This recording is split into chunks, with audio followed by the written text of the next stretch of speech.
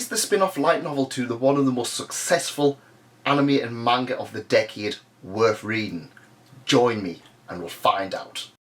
Hello and welcome to That Man. This is, well, it's a manga spin-off related topic, and today we are looking at My Hero Academia School Briefs Volume 1. Now if you do like anime, if you do like manga, and if you especially like light novels, please leave a like, please consider subscribing, and we've got plenty more content coming up for you. No matter who you are in the community, it's clear that My Hero Academia has been a runaway success, combining manga and comic books to give us something somewhat unique. Its characters and struggles are easy to identify with, and they embody the medium as a whole, so of course it was going to be popular. And when I was offered to read volume 1 of its light novel, I was like, okay. My Hero Academia School Briefs Volume 1 takes place after the Stain arc and before the Camping arc, and it's just as little short stories of, well, the day-to-day school life of the kids and the teachers. That's right, we get a nice balance, a nice mixture of the school kids and the teachers. There are 5 individual stories, all that encompass one overarching plot, and the plot is it's Parents' Day. That's right, the parents are going to go to UA Academy and they're going to see what happens to the students. The students have prepared speeches and they've got to give thanks to their parents. However, an evil villain is going to take hold of the parents and, well, yeah, that's what all of this is all about. So the story is in 5 individual parts. Part 1 is Todoroki and his family issues. Part 2 is all about the school teachers themselves, so we get a little bit more insight onto characters like Cementos and Midnight. Part 3 is a day trip to a theme park including Mineta, Ida, Kaminari and Tokuyami, in which they discover a lost child. Part 4 is focusing on Ochako, Froppy and Yaoyazuru. And Part 5 is focusing on Deku and the overall class as they get their parents out of a bit of a pickle. So the question is this even worth reading? And you know what? It's okay. If you absolutely adore My Hero Academia, you are going to get a lot of mileage out of this. To me, it's not pushing anything particularly new. It's kind of like My Hero Academia on a whole. It's incredibly safe, and the characters, while they're enjoyable enough, I'm not going to pull them out and just go, well, these are the best characters of the decade. Who would be insane enough to do that? But what I did get was quite an enjoyable little story arc. Each of the little stories are fun enough on their own merit, except for part 1 because I genuinely don't care about Todoroki.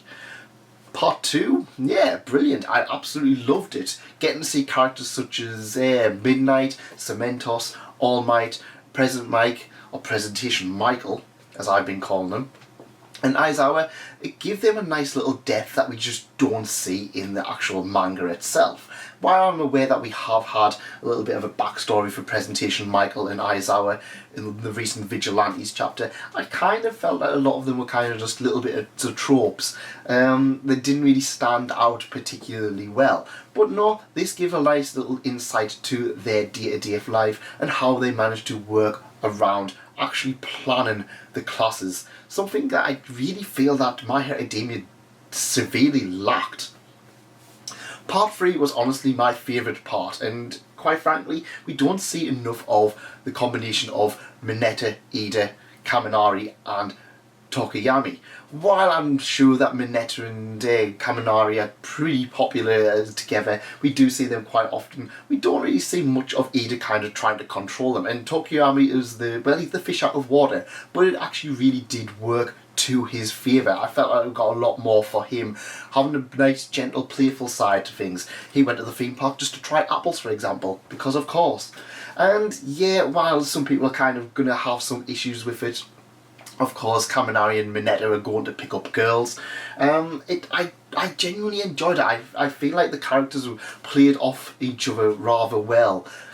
And it really did manage to improve my opinion of those 4 characters. I want to see more of them, and this is the perfect example of what we need to see in the manga. We need to see more of individual classmates doing stuff with each other. In fact, this is pretty much doing the creator's job by expanding on them, even though it's unofficial. Well, is it unofficial? It's non-canon, so... The 4th one, personally, I didn't really like it. Ochako, Froppy and Yao, they're fine characters, but the whole thing was kind of boring.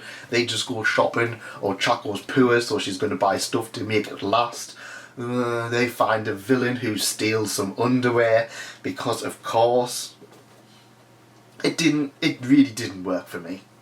Part 5 was the one that kind of brings it all together, in that we have all of the characters working together in order to save their parents. And honestly, I really enjoyed it. Hakaka actually manages to do something, which is something more than she's actually done in the main series. And this is ultimately my biggest enjoyment of this whole volume. It's focusing on characters that really haven't had the chance to have much limelight. While we know that Ida is a stickler for the rules, Minetta's perverted, Denki's a bit dumb, we don't see much more of that, annoyingly. And to have a volume that showcases all of their strengths, even just to a little slight extent, it really feels like it's added a nice layer of depth onto the series. While we're always going to see stuff like for Bakugo, Deku and Todoroki, I genuinely am quite bored of them. But this managed to pull all of that together and made it, I don't know, I felt like I enjoyed it, and I felt like I appreciated the characters a little bit more. Like I said, we got characters like Hakaka who have managed to get a little bit more developed in this, rather than just kind of just being a background character or a joke character. They actually managed to get something quite usefully done. I'm not going to spoil the twist at the end because it's, well, let's face it, I want you guys to read it yourself. But it's something that's worth reading if you love My Hero Academia. Like I said, you're going to get a nice little extra layer of some of these characters. You're going to get some fun out of it.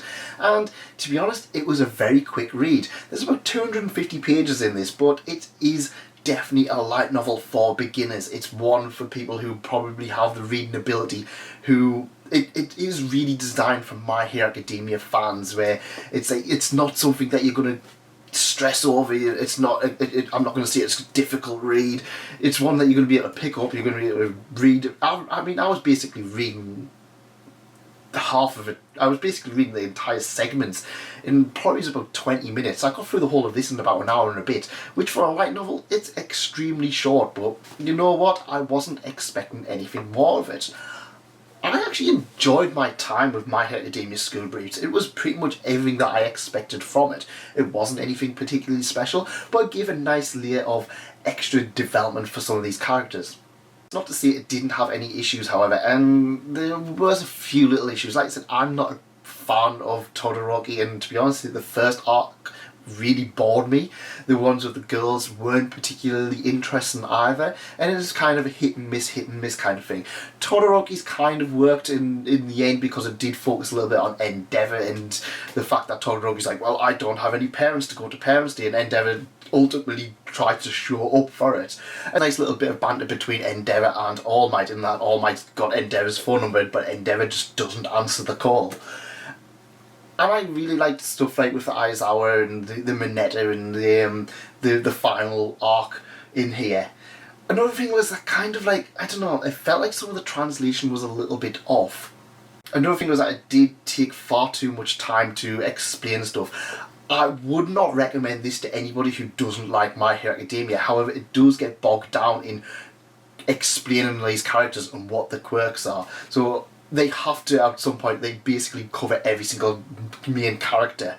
They cover every single one of the students. But then it's just kind of like, this is Mamoru Mineta. His quirk is this. And then it does this through the whole thing, and it kind of really pulls you out. It's just like, not kind of like Jiro, who was nearby. It was like, Jiro, and she does this, this, and this. And I was just like, I already know who Jiro is. I've read the manga. Everybody who's read this has probably read it.